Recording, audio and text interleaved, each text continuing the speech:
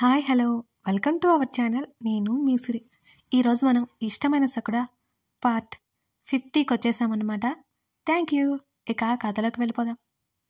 నువ్వేం చెప్పుకుంటావో నాకు తెలియదు, నాతో వస్తున్నావని చెప్పిన నో ప్రాబ్లం. అతని మాటలకు ఆమెకి మతిపోయినట్టు అనిపించింది ధరణికి. అంటే నువ్వు చెప్పలేదా? అదే ఆశ్చర్యంతో అడిగింది. లేదు, చాలా సింపుల్గా చెప్పేశాడు గగన్.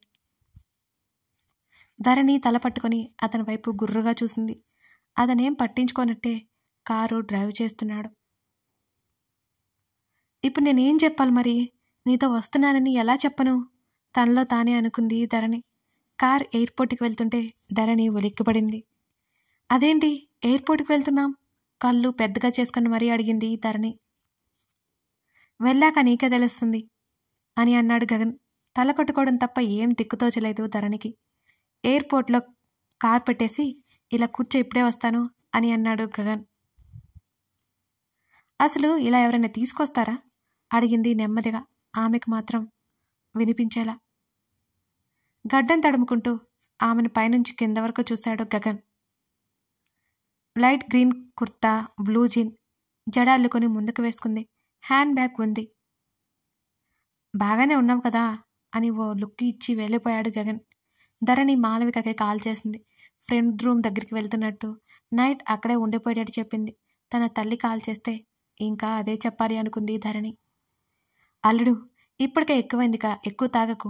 ఉదయ్ చేతిలో బాటిల్ లాక్కున్నాడు శివకుమార్.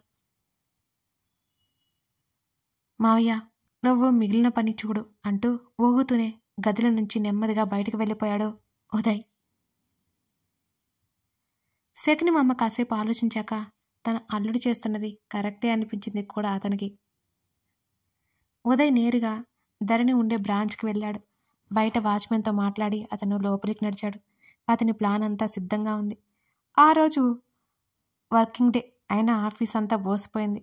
ఒక్క ధరణికి తప్ప మిగతా అందరికీ హాలిడే. ఆ విషయం ధరణికి తెలియదు. ఆఫీస్కి బయలుదేరింది. మధ్యలో గగన్ రావడం వల్ల అటు వెళ్ళిపోయింది ధరణి. ఉదయ్ బార్ నుంచి అయితే ప్రస్తుతానికి తప్పించుకుంది. ధరణి రాగానే డోర్ లాక్ చేయి, తను బయటికి వెళ్ళకూడదు. ప్యూన్కి మరీ చెప్పాడు. అతను తలాడించి వెళ్ళిపోయాడు. క్యారియర్ కట్టి డ్రైవర్ చేత పంపింది మాలవిక. ఎలాగో గగన్ ఎక్కడికో వెళ్తున్నట్టు చెప్పాడు. తన భర్త కోసం మాత్రమే పంపింది. డ్రైవర్ క్యారియర్ తీసుకెళ్తుండగానే అతనికే తెలియకుండా ఆ క్యారియర్ లోపల ఉన్న ఫుడ్లో పాయిజన్ కలిసింది. సరాసరి క్యారియర్ తీసుకువెళ్ళి ఆఫీస్లో అందించి వెళ్ళిపోయాడు. ప్రకాష్ భోజనానికి రావడం కోసం ఆ క్యారియర్ ఎదురు చూస్తోంది. అది పంపింది గగన్ కోసం. గగన్ ఊర్లో ఉండట్లేదని విషయం ఉదయ్కి తెలీదు. ఇక్కడ గగన్, అక్కడ ధరణి, ఇద్దరి మీద ఒకేసారి పగ తీర్చుకోవాలని అనుకున్నాడు ఉదయ్. ఒకసారి ధరణి తనకు సొంతమయ్యాక ఆ తర్వాత తనని చచ్చినట్టు పెళ్లి చేసుకుంటుంది అనేది ఉదయ్ ఆలోచన. ధరణి గగన్ ఎక్కిన ప్లేన్ టేకాఫ్ అయింది.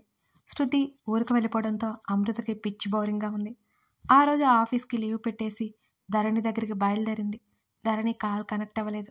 ఎలాగో ఆఫీస్లో ఉంటుందన్నట్టు ఆఫీస్కి బయలుదేరింది అమృత. ధరణి, నేను మీ ఆఫీస్కి వస్తున్నాను.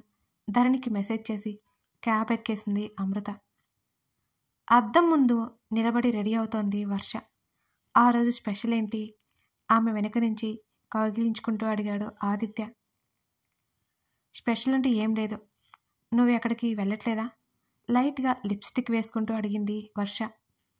చెప్పాను కదా, మెయింటైన్ చేస్తే సరిపోతుందని. వర్క్ చేసే వాళ్ళందరినీ హ్యాండిల్ చేస్తే చాలు. ఆమె ఫ్రేగ్రెన్స్ మత్తుగా అనిపిస్తుంటే ఆమె మెడ దగ్గర ముఖం దాచుకుని కళ్ళు మూసుకున్నాడు ఆదిత్య. నేను కదిలించాను చూడు, నాది బుద్ధి తక్కువ.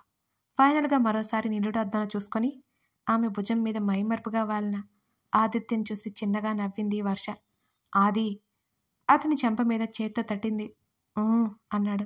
నన్ను వదిలితే నేను బయలుదేరుతాను అని అంది వర్ష. క్యూట్గా ఉన్నావు చెప్తూనే ఆమె మెడవంపులో ముద్దు పెట్టుకున్నాడు ఆదిత్య. ఆది ఆమె కనులు మూసుకుపోయాయి. ఇంత అందంగా ఉన్నావేంటి వర్షు? చెప్తూనే ఆమెను తన వైపుకు తిప్పుకున్నాడు ఆదిత్య. మీ అబ్బాయిలందరూ అమ్మాయిలతో చెప్పే రొటీన్ మాటలే కదా ఇవి, అతన్ని చూస్తూ అంది వర్ష. బలంగా ఆమెను దగ్గరికి లాక్కున్నాడు. ఆది, నాకు టైం అవుతోంది, ప్లీజ్ అతని చూపుల్లో తేడాకి ఉలిక్కిపడింది వర్ష. ఆమె ఊహించిన విధంగా ఆమె పెదవుల మీద అతను ముద్దు పెట్టుకున్నాడు. ఆమెకు మరో అవకాశం లేకుండా పోయింది. ప్రేమించినవాడు ఇష్టంగా ఇస్తున్న ముద్దుని వ్యతిరేకించలేకపోయింది. అతని టీషర్ట్ మరింత గట్టిగా పట్టుకుని ముద్దుని కొనసాగించింది. చుట్టూ మర్చిపోయారిద్దరు. మరి కాసేపట్లో మంచం మీదకి చేరిపోయారు. ఆదిత్యని అడ్డుకోలేకపోయింది వర్ష. ఆమె మనసు చెబుతున్నా ఆమె నోరు అడ్డు చెప్పలేకపోతుంది అతనికి. ఆది! ఆమె ఆ ప్రయత్నాన్ని ఆపేస్తూ ఆమెను ముద్దులతో ముంచెత్తసాగాడు ఆదిత్య. లవ్ యూ వర్షు చెప్తూనే ఆమె వలవలు నేలపాలు చేశాడు. సిగ్గుతో కుచించుకుపోయింది వర్ష. అతని బాహువుల్లో బందీ అయిపోయింది. ఆదిత్య సొంతమైపోయింది వర్ష. ఆ క్షణం తర్వాత జరగబోయేది ఆమెకి తెలియదు. ఆ బలహీన క్షణం ఆమె ఆలోచనల్ని కూల్చివేసి అతనికి లొంగిపోయేలా చేసింది. ఇద్దరి 3 ఏళ్ల ప్రేమ ఆ రోజు ఇద్దరిని ఒక్కటి చేసింది. వారి ప్రణయం అంతటితో ఆగలేదు. ఆ అమ్మాయి వస్తుందని చెప్పి ఉదయ్ మాటలకు వాచ్మెన్ మిన్నుకుండిపోయాడు. అమృత క్యాబ్ దిగి ఉదయ్ ఆఫీసులోకి అడుగుపెట్టింది. మెయిన్ ఎంట్రన్స్ దగ్గర కనీసం సెక్యూరిటీ కూడా లేకపోవడంతో ఆమె అయోమయంగా చూసింది. ఆఫీసు తనను ఒకసారి రిజెక్ట్ చేసిన విషయం గుర్తు తెచ్చుకుని భుజాలు కదిలించి గ్లాస్ డోర్ తెరిచి లోపలికి అడుగుపెట్టింది అమృత. టీ తాగి వస్తున్న ప్యూన్ లోపలికి ఎవరో అమ్మాయి వెళ్లడం చూసి ఉదయ్ మాటలు గుర్తు చేసుకుని డోర్ లాక్ చేసేశాడు. బాగ్డోగ్రా ఇంటర్నేషనల్ ఎయిర్పోర్ట్ పెద్ద పెద్ద అక్షరాలతో కనబడుతుంటే అక్కడికి ఎందుకు వచ్చాం మనం అని అడిగింది చుట్టూ చూస్తూ. నాకేం పనిలేక తీసుకొచ్చాను వేటకారంగా అన్నాడు. ఆమె అతని వైపు చూస్తోంది ధరణి. అతను చాలా మామూలుగానే అన్నాడు. తనకే అలా వినిపించిందా? ఇప్పుడు నేనేమన్నానని ధరణి ముఖం ముడుచుకుంది. నిజంగానే పనిలేక వచ్చాను. నిన్ను కూడా అందుకే తీసుకొచ్చాను. ఆమె చుట్టూ చెయ్యేసి బ్యాగ్ మరొకటి చేత్తో లాగుతూ బయటకొచ్చాడు. మరో నిమిషాల్లో అతని ముందు క్యాబ్ ఆగింది. ఎయిర్పోర్ట్ బయట అడుగు పెట్టగానే వెదర్ చాలా కూల్గా ఉంది. డ్రైవర్తో మాట్లాడుతున్న మాటలు విని ధరణి అతని వైపు ఆశ్చర్యంగా చూసింది. ఇద్దరు క్యాబ్లో ఎక్కారు. ఇప్పుడు మనం డార్జిలింగ్ ఎందుకు వెళ్తున్నాము? ధరణి అయోమయంగా అడుగుతూ అతని వైపు తిరిగింది. ఆల్రెడీ చెప్పాను కదా అని అన్నాడు. ధరణి ముఖం తిప్పి కూర్చుంది. గగన్ మొబైల్ చెక్ చేసుకుని అలా వెనక్కి వాళ్ళ కూర్చున్నాడు. ధరణి మాత్రం అలిగి కూర్చుంది. అక్కడి నుంచి వారి ప్రయాణం మరో 2.5 గంటల పైనే పట్టింది. ధరణి కారులోనే నిద్రపోయింది. ధరణి గగన్ మాటలకు నెమ్మదిగా కళ్ళు తెరిచి చూసింది ధరణి. ఆమె ఆవలించుకుంటూ సరిగ్గా కూర్చొని అతనితో పాటు క్యాబ్ దిగింది. ఒక్కసారిగా చల్లదనం ఆమెను తాకింది. అది హైదరాబాద్లో ఈ టైంకి ఎండ మండిపోయేది. అతనితో పాటు హోటల్ రూమ్కి నడిచింది. అతను ముందే బుక్ చేసినట్టుంది ఆ రూమ్. అయినా తన బర్త్డేకి ఎక్కడికో వెళ్ళాలి అన్నాడు. ఇప్పుడేంటి ఇలా తీసుకొచ్చాడు అనుకుంది ధరణి. ఆలోచించడం దండగే అని అతనితో పాటు రూమ్లోకి వెళ్ళింది ఆమె. జర్నీ చేసి తలంతా పట్టేసినట్టు అనిపిస్తుంటే మంచం మీద వాలిపోయింది ధరణి. ఈడియట్, ముందు లేచి ఫ్రెష్ అవ్వు అంటూ బ్యాగ్ పక్కన పెడుతుంటే తల అతని వైపు తిప్పి నిద్ర వస్తుంది, ఇంకాసేపు పడుకుంటా ఎంతో ముద్దుగా చెప్పింది ధరణి. ఆమె అంతగా చెప్తుంటే కాదండం అతని వల్ల అవుతుందా? షూ విడిచి ఆమె దగ్గరికి వచ్చి ఒక కాలు కిందకు వేసి బెడ్ మీద కూర్చుని నెమ్మదిగా ఆమె చెంప మీద చేయి వేసి ఆకలి లేదా అని అడిగాడు. అక్కడెక్కడో కొంచెం తిన్నాం కదా అని ఆమె అంటుంటే లేచి ఫ్రెష్ అవ్వు, ఫుడ్ వస్తుంది అని అన్నాడు గగన్. అతనంతగా చెప్తుంటే ముఖం నల్లగా పెట్టుకుని లేచింది ధరణి. వాష్రూమ్లోకి వెళ్ళి కాళ్ళు చేతులు కడుక్కుని బయటకొచ్చింది. లేజీ ఫెలో ముఖం చిట్లించి చూశాడు ఆమె వంక. ఏంటో తన పిచ్చిగాని అతని చేత తిట్లు తినకుండా ఉంటే తనకే బాగుండదు. తిడుతుంటేనే తనకి నచ్చుతూ ఉంటుంది. ధరణి ఒక వెర్రి నవ్వు నవ్వి అతను ఇచ్చిన టోల్ అందుకుని ముఖం తుడుచుకుని బెడ్ మీద వాలిపోతుంటే ఆమె చేతిని పట్టి లాగి గగన్ కూర్చోబెట్టాడు. ఆమెకేం కావాలో కనుక్కొని ఫుడ్ ఆర్డర్ పెట్టి తను చక్కగా స్నానాదులు ముగించుకుని బయటికి వచ్చేశాడు గగన్. టోల్ చుట్టుకుని బయటికి వచ్చిన అతన్ని చూసి ధరణి గబుక్కున ముఖం చుట్టుకుంది. గొంతులో గుటకపడే చేతులు వణికిపోతున్నాయి. అతనికి ఎదురుగా కూర్చుంది కాబట్టి అలాగే తల పక్కకు తిప్పుకుని ఉండలేకపోయింది ధరణి. బ్యాగ్ తీసి బెడ్ చివరన పెట్టి అతని బట్టలు తీసుకుంటున్నాడు అతను. అతని శరీర పరిమళాలు ఒక్కసారిగా తనని తాకి చెమటలు పట్టేశాయి ధరణికి. అతను డ్రెస్అప్ అవుతుంటే గోలో చూసుకుంటూ అలాగే కూర్చుంది ఆమె. మరి నాకు డ్రెస్ లేదు అంటూ తల ఎత్తి అతని వైపు అలకగా చూసింది ధరణి. అసలు తనకు సర్దుకునే అవకాశం ఎక్కడిచ్చాడు? ఇంటి బయటకు రాగానే లాక్కు వచ్చేశాడు. ఆ బ్యాగులో ఉన్న మరో చిన్న కవర్ తీసి ఆమె వైపు విసిరాడు గగన్. అది చూసి ధరణి కళ్ళు ఆశ్చర్యంతో వెడలిపోయాయి. రేవతి తన కోసం చేసిన షాపింగ్, అవి చీర, డ్రెస్, ఇంకా ఏవేవో ఉన్నాయి. ఇంట్లో మర్చిపోయిందని భ్రమపడింది తను. ఇవెలా వచ్చింది నీ దగ్గరికి? ఆమె ఆశ్చర్యంగా అడిగింది. కారులో పడిపోతే డ్రైవర్ ఇచ్చాడు అనగానే ఆమె ముఖం వెలిగిపోయింది. హమ్మయ్య అనుకుంది ధరణి. ఈలోపు ఫుడ్ రావడంతో ఇద్దరు పక్కన పెట్టేసి సోఫాలో సెటిల్ అయ్యి భోజనం చేసాగారు. కొన్ని గంటల ముందు హైదరాబాద్. అదేంటి ఆఫీస్ అంతా బోసిపోయింది అనుకుంటూ చుట్టూ చూసింది అమృత. ఇవాళ ఆఫీస్ ఉందని మొన్న ఎప్పుడో ధరణి మాటల్లో విన్నది తను. అయినా ధరణిది 2nd ఫ్లోర్ కదా. ఆమె లిఫ్ట్ నుంచి 2nd ఫ్లోర్కి బయలుదేరింది. ఆ ఫ్లోరు మొత్తం ఖాళీగా కనిపించింది అమృతకి. ధరణికి కాల్ చేసింది. ధరణి మొబైల్ ఫ్లైట్ మోడ్లో ఉంది. అమృత కాల్ లిఫ్ట్ చేయలేకపోయింది ధరణి. అమృత వచ్చినట్టు ధరణికి తెలియదు అసలు. భుజాలు కదిలించి వెనక్కి తిరిగి వెళ్ళబోతుంటే అటువైపుకు తిరిగిన అమృతని చూశాడు ఉదయ్. తన చేతికి డ్రగ్ ఇంజెక్షన్ చేసుకుంటూ అది తీసి డస్ట్బిన్లో విసిరి ఫోన్ ట్రై చేసుకుంటూ లిఫ్ట్ వైపు వెళ్తున్న అమృత వెనకే నడిచాడు ఉదయ్.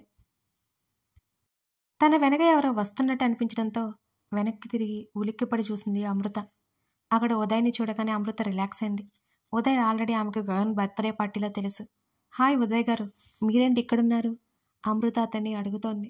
ఉదయ్ కళ్ళు మత్తుగా మూసుకుపోతుంటే ఎదురుగా ఉన్న అమృత స్థానంలో అతనికి ధరణి మాట్లాడుతున్నట్టు నవ్వుతూ కనిపించింది. ఆమె చేతిని పట్టుకుని దగ్గరికి లాక్కోవడంతో ఒక్కసారిగా బెదిరిపోయింది అమృత. అతని దగ్గర మద్యం వాసనకి ఆమె కడుపులో తిప్పినట్టే అయ్యి, ఉదయ్ ఏం చేస్తున్నారు మీరు? చేతిని వెనక్కి లాక్కోవడానికి ప్రయత్నం చేసింది అమృత. ఆమె చేతిలో ఉన్న మరొక సిరంజ్ చూసి ఒక్కసారిగా అమృత బెదిరిపోయింది. ఏం చేస్తున్నావు అంటూ అతన్ని కొడుతూ వెనక్కి నెట్టి పోతుంటే ఆమె బ్యాగ్, ఫోన్ కింద పడిపోయాయి. పిచ్చా నీకు, వదలరా వదులు! అమృత గట్టిగట్టిగా అరుస్తూ హెల్ప్ హెల్ప్ అని అరవసాగింది.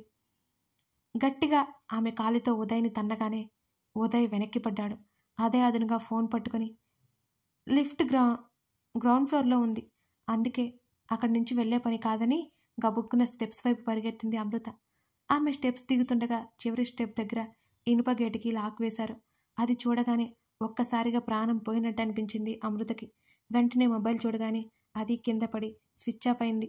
మొబైల్ స్విచ్ ఆన్ చేస్తూ బటన్ ప్రెస్ చేసి మరోవైపుకి తలుపుకి గట్టిగా లాగడానికి ప్రయత్నించి గట్టిగా అరిచింది, ఎవరైనా వచ్చి తనకి హెల్ప్ చేస్తారేమోనని.